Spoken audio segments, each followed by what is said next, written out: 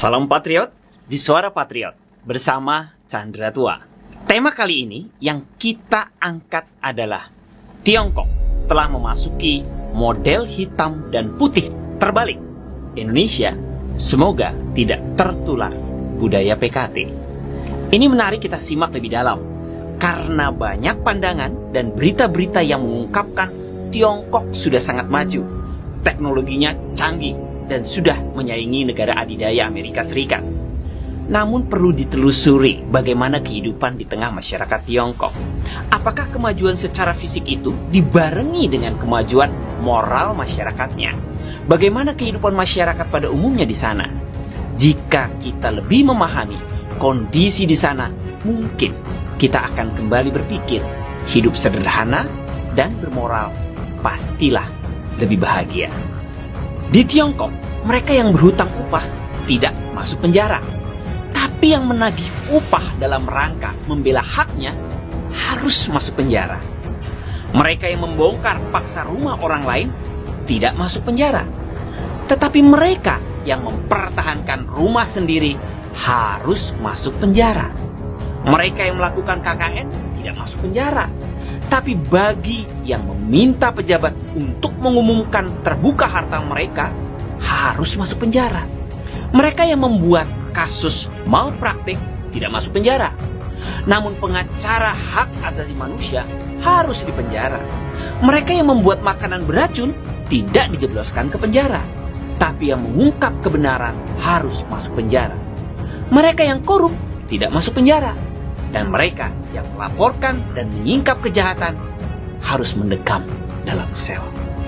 Tidak diragukan lagi bahwa Tiongkok telah memasuki sebuah model pemerintahan di mana hitam dan putih serba terbalik.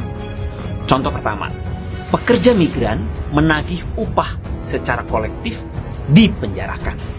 Menurut laporan kantor berita Xinhua pada 6 Februari 2021, akun urusan pemerintahan di kota Hezhou, Provinsi Gansu, menerbitkan artikel mandor mendaki tower crane untuk meminta upah ditahan selama 10 hari. Artikel ini mengungkap kasus mandor proyek bangunan memanjat menara meminta upah dan disidik oleh polisi pada 5 Februari. Menyatakan bahwa Badan Keamanan Publik akan mengambil sikap nol toleransi untuk menindak aksi ilegal menuntut upah dengan niat jahat melompat dari gedung atau tower crane atau perilaku kekerasan ekstrim akan ditindak sesuai dengan hukum yang berlaku. Menindak keras perilaku berniat jahat seperti pengumpulan massa menuntut pembayaran upah proyek dan pembayaran material dengan dalih tunggakan upah pekerja migran. Contoh 2, seorang wanita berusia 70 tahun masuk penjara lantaran membela rumah dan halamannya. Chai Xie, mantan profesor sekolah Partai Pusat PKT, Partai Komunis Tiongkok, mentweet ada orang pintar melihat Feng Shui bagi pemimpin elit partai dalam rangka perencanaan untuk ibu kota, menyebutkan bahwa ada satu perumahan di desa Xiangtang, distrik Changping, Beijing, tepat menekan saluran nafas sang naga. Pada awal Desember 2020, pemerintah kota Beijing mengerahkan sejumlah besar polisi khusus untuk membongkar paksa lebih dari 3.900 rumah tinggal di distrik kecil itu. Pada saat itu, warga yang tinggal di sana tersebut berjuang keras. Bahkan ada yang menyurati Perdana Menteri Li Keqiang. Namun rumah mereka tetap dibongkar paksa. Setelah insiden itu, Biro Keamanan Umum Chongqing Beijing menahan Ibu Guo Lingmeng, si penulis surat kepada Perdana Menteri, dengan alasan mengumpulkan massa untuk mengganggu ketertiban umum.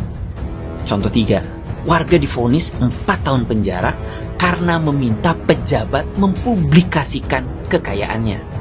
Pada April 2020, Liu Yanli, seorang karyawati bank di Provinsi Hebei, dijatuhi hukuman 4 tahun penjara oleh Pengadilan Distrik Tongpao, Kota Qingmen, Provinsi Hubei, karena memposting pesan di situs Weibo-nya yang meminta pejabat untuk mengumumkan harta kekayaannya. Tuduhannya adalah Liu Yanli membuat onar yang menyebabkan ketertiban umum menjadi kacau, serta berbuat kejahatan memprovokasi masalah dan pertengkaran. Sebelum Liu Yanli ditangkap, dia acap kali mengunggah artikel di Weibo tentang kehidupan veteran perang yang mengenaskan dan menyerukan pegawai negeri untuk mempublikasikan aset mereka. Maka dari itu dia telah menjadi sorotan